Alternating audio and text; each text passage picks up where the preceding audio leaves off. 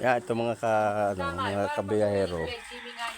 Eh, nandito na kami sa likod ng bahay ng ate ko. Ayan, ang ganda ng Antoryo, mga kabiyahero. KMRXS, tingnan mo naman. Ayan, oh. So, ang laki na ng pinagbago niya. Ito yung kapatid ko, pangalawa sa panganay naming magkakapatid, si Ate Alice. Nandito ako ngayon sa kanyang bahay, dinalaw ko. Ayan. Wala.